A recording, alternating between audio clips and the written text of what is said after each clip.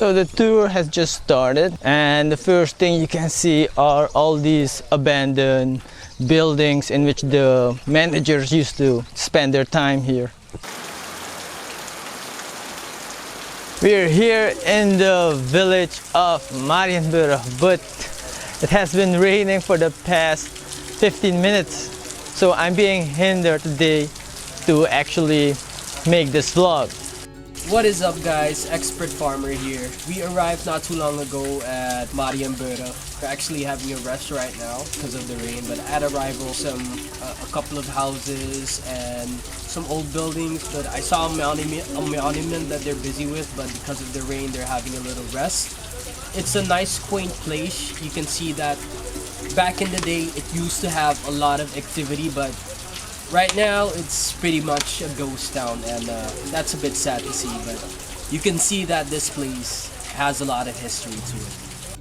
It seems that the rain has stopped for a little bit. We've encountered a guide that's going to show us around the place. This is our guide today, Wan Sakrama Lagimen. You want to say hi to the people? Yeah. So, Lagimen has been... I work here in this plantation 25 years. So as you were saying, he used to work here for 25 years, so I think we have the best guide for this place. So he's going to show us around the plantation, the old buildings, and let's check it out. We've just arrived at the old clubhouse, which was for members only. They used to have a tennis court and a swimming pool. We're on our way now to see what's left of the tennis court slash swimming pool. The rain is really messing up my video today. It's really coming down. So we're stuck in this abandoned club. I hope for not too long though. But check it out. This is how the rain is pouring down.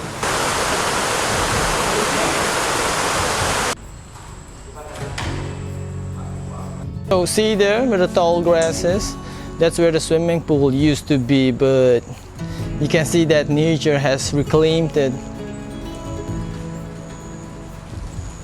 I can imagine running down the grass and just fall into a deep pool.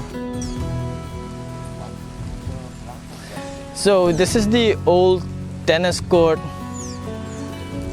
slash basketball court, but there's no way getting inside because of the tall grasses surrounding the area. Guess what? I found a way into the tennis court, so we're going to check it out.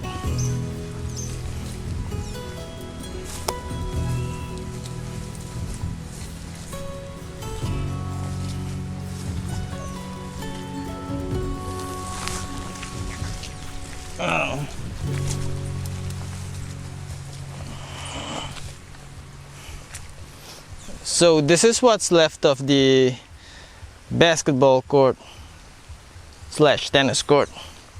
So Damien, wanna dribble a few hoops? Yeah, maybe a few years ago. I think with a lot of hard work we can definitely get this place back up, because the court is still in good contact. So let's explore a little further. This was an interesting sight.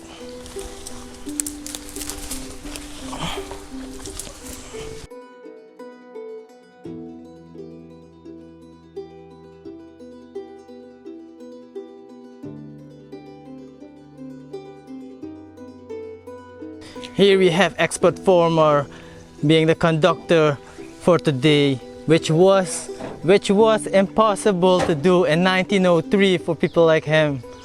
But as you can see, impossible things do happen. So in 1903, I'd be driving or conducting this train with sugarcane in the back, and I'd be delivering my load to the nenext station to have it unloaded, and we'd make alcohol. I think you'd be carrying the sugar canes on your back, man. I suppose it is what it is. That's what you would be doing in 1903. Times have changed for the better. So the story behind this train is that this train used to transport sugarcane from all the connected plantations of Camawena to the sugarcane factory. It also used to transport the contractors from all over Camawena to the sugarcane fields. So we finally reached the main event of this destination. If you can see it behind me, this is the Mariënburg sugarcane plantation, which was the economy, the thriving economy of Camawena. Sadly, this is what's left of it. So now we're going to have a walk through the sugarcane factory and see what's left of it.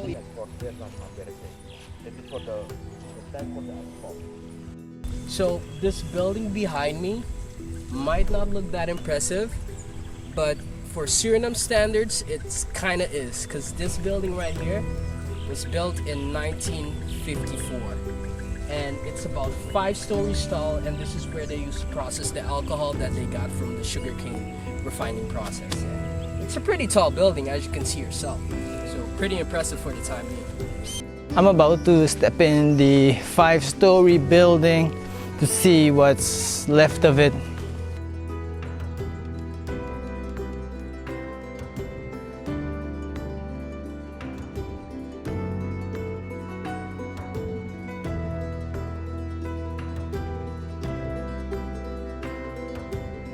I'm still amazed.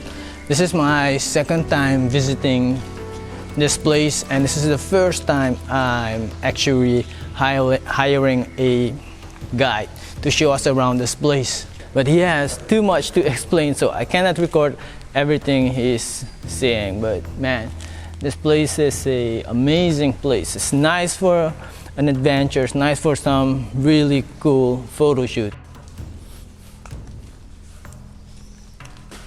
So guys, this may look like a old wrecked big ordinary room, but in actuality, this is the powerhouse of the whole company, or it used to be. And our tour guide told us that this place is actually the first place in the country to have electricity, because it was such a main source of income for the country, so you gotta have electricity. So it may look like nothing now, but back in the day, it was the first place. It looks like somebody held some sort of ritual here. You can see at the circular form. And what's making it even creepy is that there's a chair in the middle of the circle. Now that's creepy. I should come here at night. This place looks a lot more interesting at night. Maybe I can catch some of these people doing rituals. Count me out. I'm not here at night. I'm out. No. Maybe they're trying to summon some sort of demon. We're making our way now to the engine room. That's the room where the sugar canes were crushed into sugarcane pulp. So let's see what's left of it. The forest has literally taken over this place.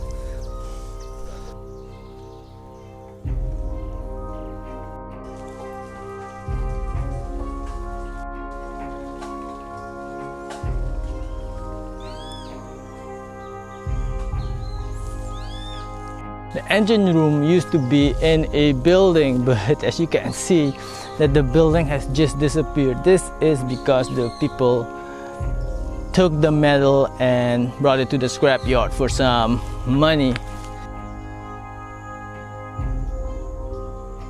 So today I've learned a lot about the history of Suriname, more importantly the sugarcane factory, what it used to be and what it is, what's left of it right now. This is a tour I highly recommend for tourists coming to Suriname, and also for the Surinamese, because this is something you should know of Suriname. So if you've enjoyed today's video, please consider subscribing to my channel, and I'll see you in my next video.